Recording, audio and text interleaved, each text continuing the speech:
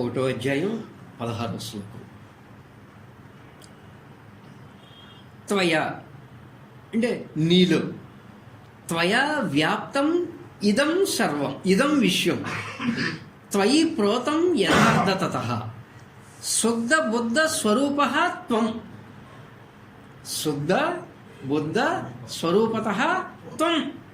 ఏమండి, మాగమ క్షుద్ర చిత్తతాం. ఓ జనక మహారాజా, ఓ శిష్య, నీలో అణువుల్లో ఉన్న మూల చైతన్యమే విశ్వమంతా వ్యాపించి ఉన్నది. నీలో అంటే ఒక లక్ష రెట్ల భూతార్థం పెట్టి దేహంలో నుంచి ఏ భాగం నుంచి అయినా వెళ్తే అన్ని కణాలు కనపడుతున్నాయి.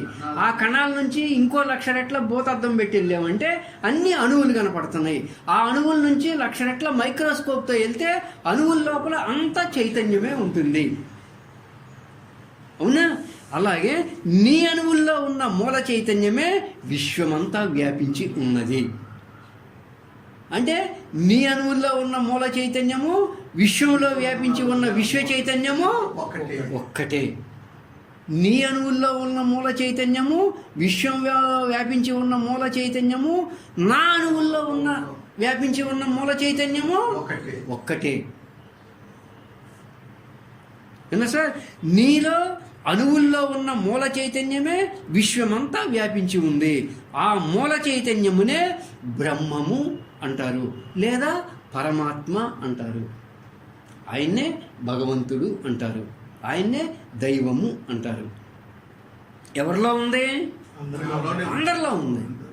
ఏమండి, ఏమన్నా విశ్వంలో ఎక్కడన్నా ఒకచోటే ఉందా? అంతటా ఉంది. ఏమండి, ఎలాగైతే సముద్రము నుంచి అలలు వచ్చాయో,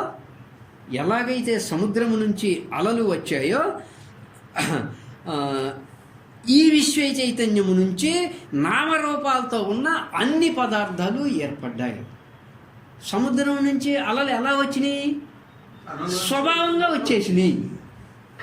దాని యొక్క స్వభావంగా వచ్చేసినాయి. నీకు గోళ్ళు వెంట్రుకలు ఎలా వచ్చినాయి? నీ స్వభావంగా వచ్చేసినాయి. అంటే దేహ స్వభావంగా వచ్చేసినాయి అవి. ఏమండి, అలాగే విశ్వ చైతన్యము నుంచి నామరూపాలతో ఉన్నటువంటి అన్ని పదార్థాలు కూడా ఏర్పడ్డాయి. విశ్వ చైతన్యము నుంచే జగత్తులన్నీ వచ్చాయి. ఓకేనా? అంటే ఈ విశ్వ చైతన్యమే మీలో జీవ చైతన్యంగా ఉన్నది. ఈ విశ్వ చైతన్యమే నీలో జీవ చైతన్యంగా ఉంది. అంటే ఈ విశ్వాన్ని ఒక సముద్రం అనుకుంటే మనం ఒక అల. ఈ విశ్వాన్ని ఒక సముద్రం అనుకుంటే నువ్వు ఒక అల. ఈ విశ్వాన్ని ఒక సముద్రం అనుకుంటే ఆయన ఒక అల. ఏమండి, మనం అల లాంటి వాళ్ళం.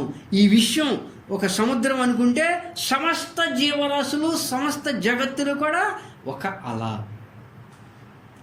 అలా సముద్రము వేరు కాదు, రెండు నీరే. అలాగే నేను సమస్త విశ్వము వేరు కాదు, అంతా ఒక్కటే. నేను విశ్వంలో ఉన్న సమస్త జీవరాశులు వేరు కాదు, అంతా ఒక్కటే, అంతా నీరే. ఈ విశ్వం ఒక అగ్ని అనుకుంటే నేనొక నిప్పురవ్వ. ఈ విశ్వం ఒక అగ్ని అనుకుంటే నీవొక నిప్పురవ్వ. ఈ విశ్వం ఒక అగ్ని అనుకుంటే అతడొక నిప్పురవ్వ. ఈ విశ్వం ఒక అగ్ని అనుకుంటే అందరము ఒక నిప్పురవ్వలం. అగ్ని నిప్పురవ్వ వేరు కాదు. చూడండి, ఈ విశ్వం ఒక నృత్యం అన్న భావనలో ఉంటే విశ్వంలో ప్రతి అణువు నృత్య భంగిమ.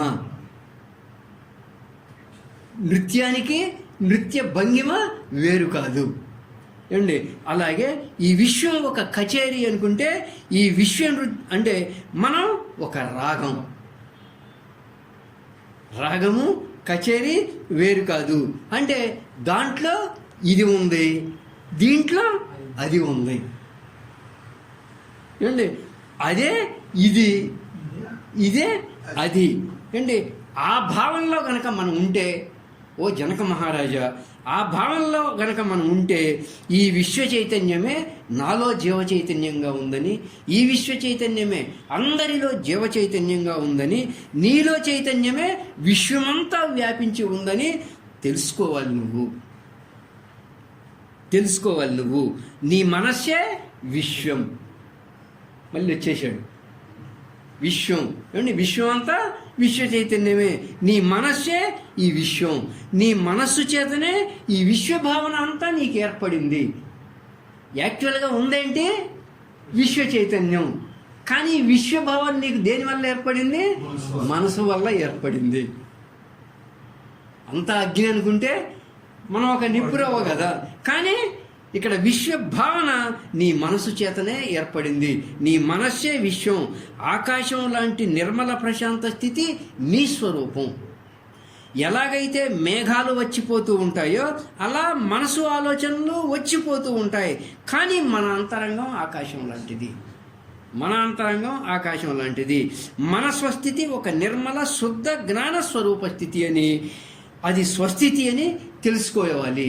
ఆ విధంగా నేనొక శుద్ధ బుద్ధ స్వరూపాన్ని, నువ్వొక శుద్ధ బుద్ధ స్వరూపానివి, అతడొక శుద్ధ బుద్ధ స్వరూపం, ఆమె ఒక శుద్ధ బుద్ధ స్వరూపం.